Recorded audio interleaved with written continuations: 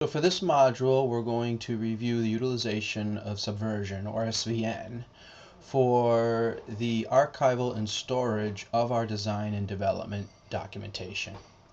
Hopefully by this point you've had some training in Subversion and you have an idea of what's up there. You have some idea of how to maneuver through the various folders. The first important piece here is the location. So getting the initial location of where the documents are. Dev server /repos/SDLC will take you into the folder structure where all the validation documents.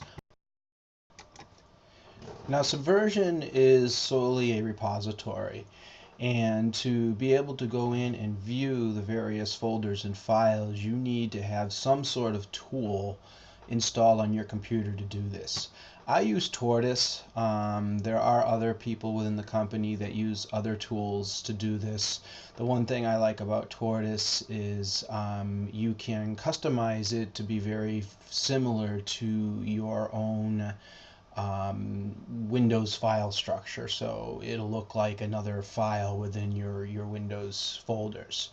So if I minimize this is what I mean by that. So again, this is my Windows file directory, and I am looking in the SDLC folder, and I'm looking at the same folders we were just looking at, but again, this is on my computer in my documents.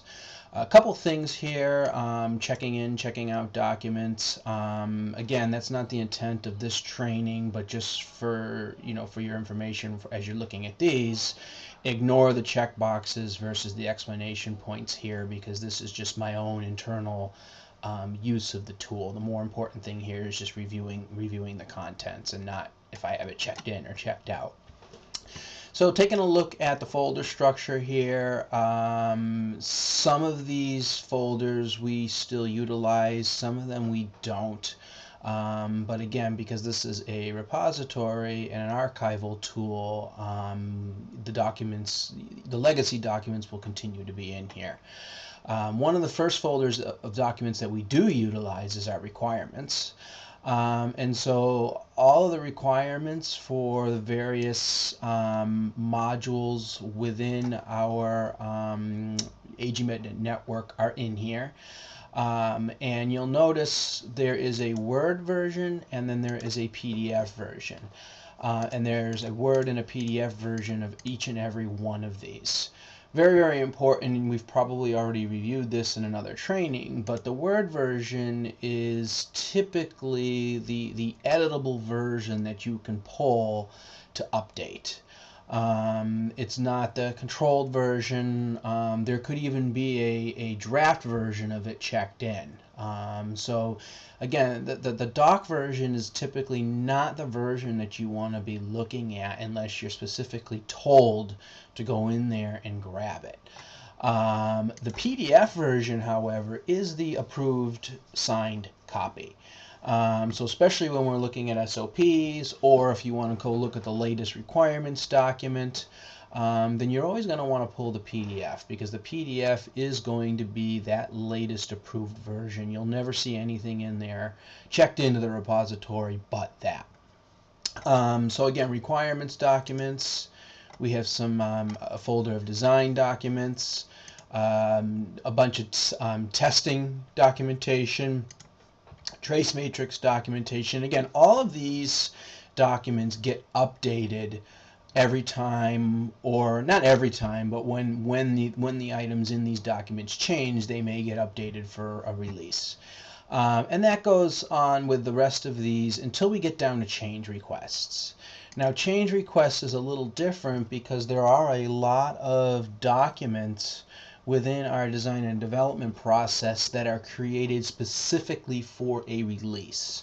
They are not living documents that get updated for every release, but they are documents that get approved, and they stay with a release.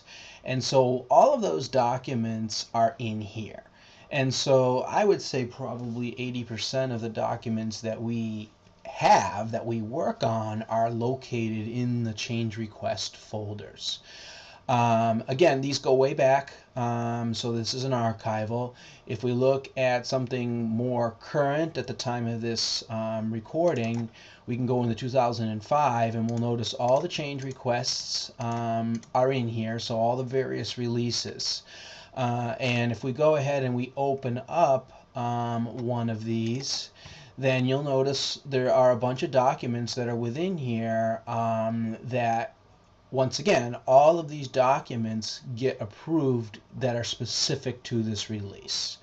So things like release authorizations and checklists and release notes and plans, all of these documents are very, very specific to the release of hardware agent 150_4. So again, these are all in here. And once again, there are Word versions and PDF versions of each of these. So again, this particular area, which meaning any of these documents in these folders, are really more for archival. And it's really important to understand the difference between the area where we archive documents versus the area where we are actually going to be reviewing, authoring, reviewing, and approving the documents, which is in JIRA, and we're going to be talking about that